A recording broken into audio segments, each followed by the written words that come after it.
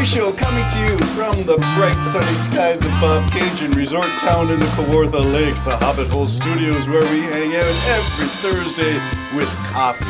My good friend Jim, I just came from Peverla. You sound like Jim from whatever, Canmore? Is that, I forget what even show that is. That wasn't this hour has 22 minutes, was it? I don't know. I'm Jim from Canmore. I'm fine. I had a great breakfast, Terry. Thank you.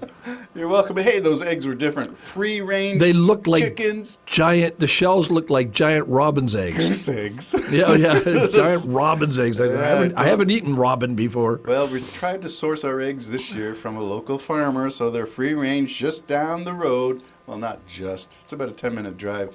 But That's it's a just local down farmer. the road. This is country. Young couple into farming. I like that. The future looks good when young people are taking over farms and keeping them going. We need this. We need it. So, Farms. because I'm not going to do it. You're going to not. starve. Well, you saw our backyard. We've started our garden. Our plantings from the fall are coming up, and we've got to start getting everything in for.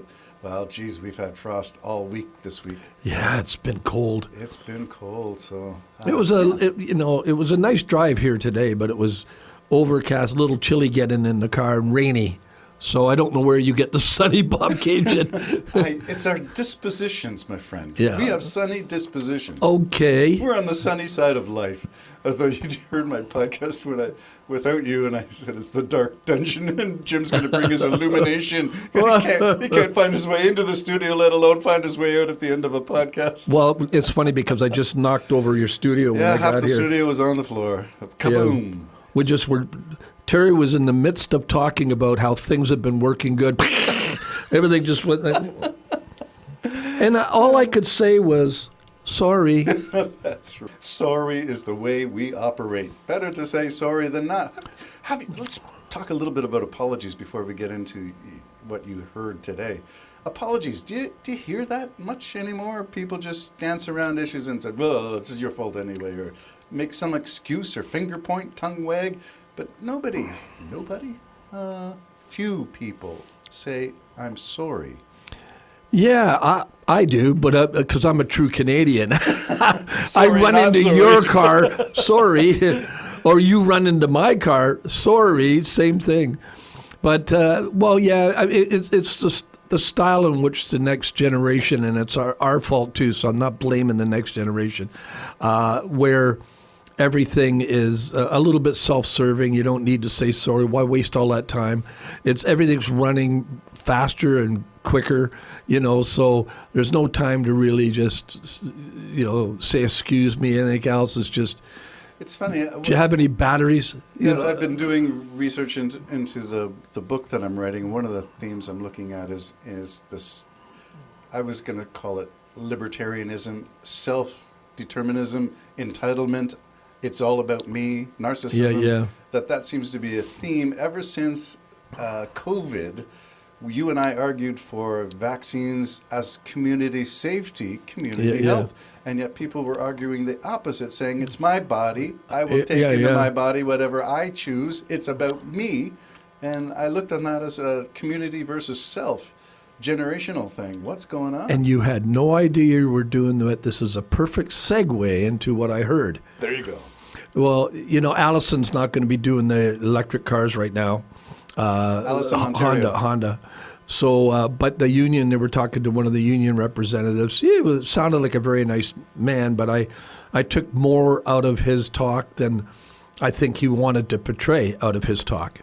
Because he was talking about the dangers of cheap cars coming from China, that people can buy cheap cars, and basically that means high quality paying jobs will go by the wayside. Now, I think that's being a little bit dramatic, but I get his point as a union leader. But I also get his point as screw the rest of the country as long as my union's making top industry, wage. Why should you get a $60,000 car for $30,000 where you can actually afford the payments? Because if you do that, I might have to take a part-time job, Jim, like you had all your life. You know what I mean? So I wasn't mad at it, but I said, buddy, you're just letting your cards right out on the table. What you're actually saying is the rest of Canada should suffer so that my guys can make good wages. Never mind your wages.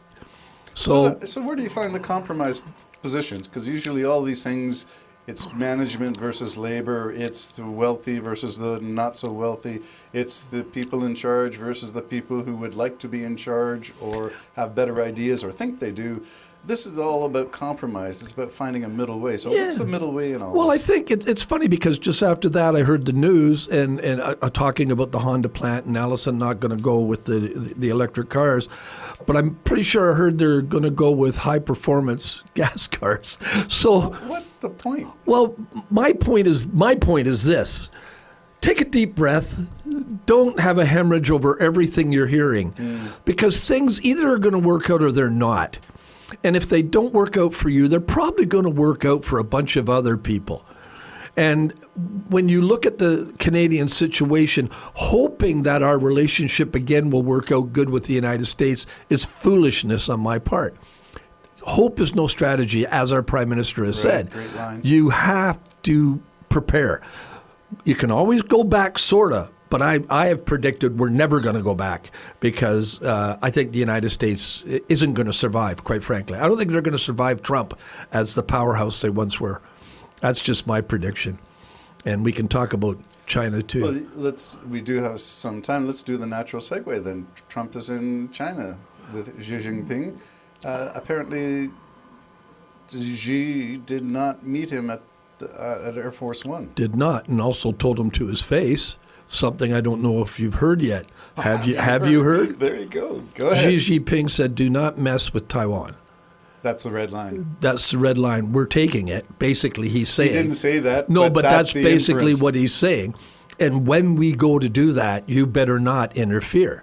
So that's their bargaining chip. Now, you give in writing, because he said we want it in writing. I don't know why you would trust Trump in anything in writing, but we want it in writing. Well, if Xi Jinping said that to Trump, then Xi Jinping has something else in mind, because everybody knows Trump doesn't keep his word, let alone writing. That's right. So probably he's making an offer that Trump can't keep.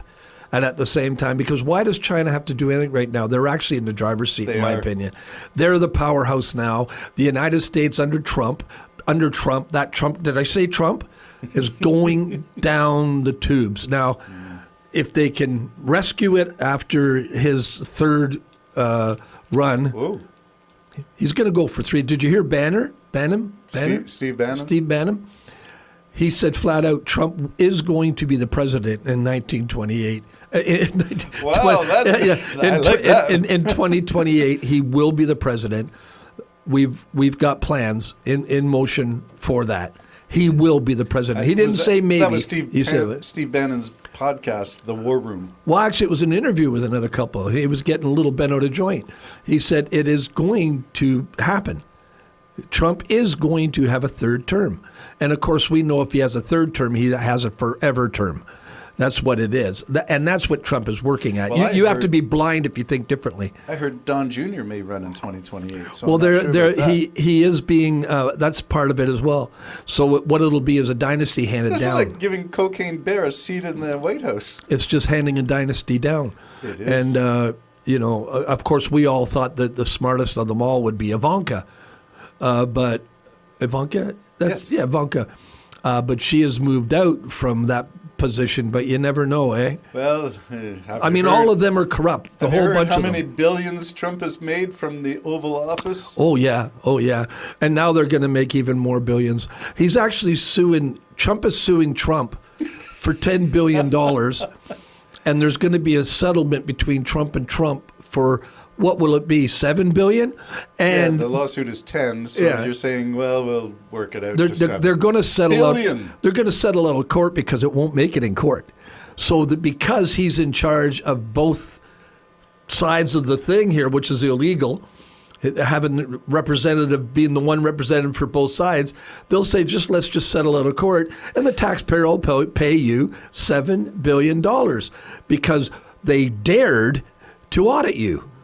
Unbelievable. Unbelievable. It's This the is most from the corrupt guy who said, ever. they're working on my taxes back in 2015 when he Yeah. was running. Yeah. He wouldn't disclose. He never did disclose. No. I think that's part of the lawsuit. It is. was leaked. Yeah. His $7 donation, whatever it was. Allegedly. Allegedly. We got to say that for everything that we say about this stuff. Well, the corruption is at a level that's, We're taking it for well, granted. a word you don't like Yeah. on an evil level, in It my is. opinion. Yeah, it's just the corruption is right in your face, bold face. Look, he's got his son there in China, Don Jr. Don Jr. has Oh, I business. thought it was Eric who went.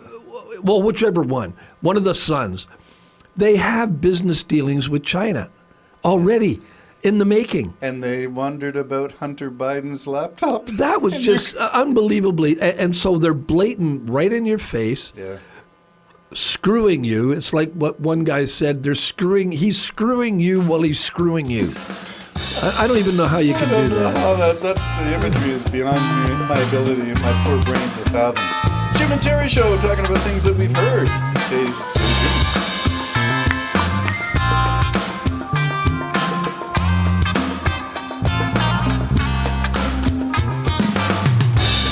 It's complicated, this relationship I have with my morning coffee. It's from the way that I